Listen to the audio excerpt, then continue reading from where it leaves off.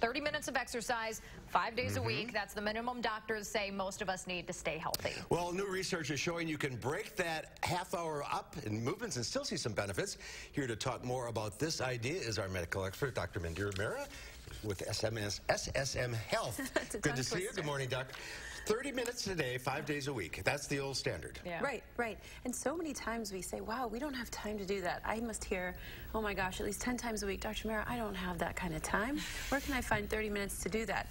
Now we have this great research that's supporting maybe just do 2 minutes at a time and 15 times a day. Or maybe do 10 minutes at a time, 3 times a day. The math all adds up. Basically, the science supports get in that exercise, get in that vigorous walking, jogging, biking, running with the dog like we were just talking about. Whatever it is, as long as you're getting it in some kind of chunk. So a lot of people will go for a walk with their coworker, you know, to get coffee or whatever. Do that a couple times a day. Squeeze in a couple before work, after work, and there's your 30 minutes. Are you going to get your heart rate up, though? Like, as opposed to a 30-minute workout, you're going to get the blood pumping at that point. Right. So it can't just be, you know, a casual stroll to the water fountain and back. Oh, now you're... Darn it. Yeah. You definitely want to get that heartbeat, you know, heart rate up like we talked about, and at least get that energy going. So just that casual stroll isn't the same, but at least doing some kind of activity is better than nothing. 10,000 steps? 10,000 steps is kind of what all the Fitbits and the health monitors and the iWatch and all that stuff is set to. So, you know, the average American, unfortunately, is getting a lot less than that. They say sitting is the new smoking, and it's really true.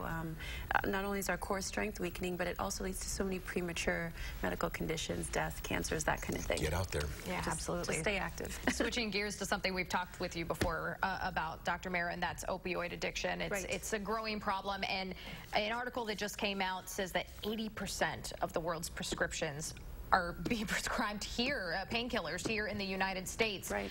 But there are other ways we can be thinking about reducing pain, perhaps after surgery or you know, during another medical procedure, right? Exactly. And so this is a time now where patients are finally starting to hear everything we talk about in the news, and it's really an epidemic that is concerning because it's killing more people than car accidents. So when we say that 80% of the world's opiates are ingested by us Americans, that's disproportional. We don't make up 80% of the world's population. Of course. So if you're going in for, let's say, a surgery, a wisdom tooth extraction, son, daughter maybe has a broken bone and they have surgery, it can be very scary to hear your son, your daughter, or you may need really strong pain pills, especially in light of everything we talk about. So nobody's saying that opiates are evil. Nobody's saying do not use these medications, especially imagine post-operatively. Nobody wants you to suffer. It's all about that education component. I'd say the first and foremost thing you can do is talk to your doctor about this.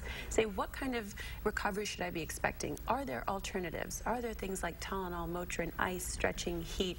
Are there other things I can be doing post-surgery or pre-surgery that may benefit? Also, intraoperatively, in the surgeries now, patients are doing amazing things with their doctors. They're using local anesthetics, things like lidocaine, there's drips, there's local blocks you can use that overall will then decrease the amount of pain medications you need. We always talk about talking to your doctor honestly about other conditions. Do you take benzodiazepines that may also have that comorbid association with decreased respiration? Do you have sleep conditions? Do you have depression? Are you prone to sort of an addictive personality? Do you have alcohol consumption issues? So having that open, honest conversation is the most important thing we can do moving forward. It's not the opiates that we can blame. It's not the doctors. It's a public health crisis that we really have to address. If you're having a wisdom teeth pulled, do you need a 30-day supply of oxycodone, Percocet, Vicodin? Probably not. Or is it really 2-3 days and then maybe wean off to Tylenol, Advil, that kind of thing? We're in a position now where teenagers will actually seek out their friends and say, hey, you got those chipmunk cheeks. I know you have some Vicodin. Could I buy it off you? Wow. And that's terrifying to hear as a parent and even as a child. So really educating and even having that conversation with your kids is so important. Yeah, I think talking about it is so important indeed. Absolutely. Dr. Mehra, thank you. Great advice all around. Nice to be here. All right. Yeah, thanks for coming. All right, 6:22 right now. So funny story, I accidentally spent $50. $50 on Mega Millions tickets yesterday. Don't want to talk about it. Shows how much, though, I actually play this darn thing. This jackpot, though, has me hoping that unintentional investment does pay off. $50. Yeah, I don't want to talk Well, if about that it. doesn't work out for you, Dan, there's an event later today connecting people with construction jobs that'll soon be coming to the state. News 3 is back in the morning. The news is back in the morning on News 3 this morning. Stay with us.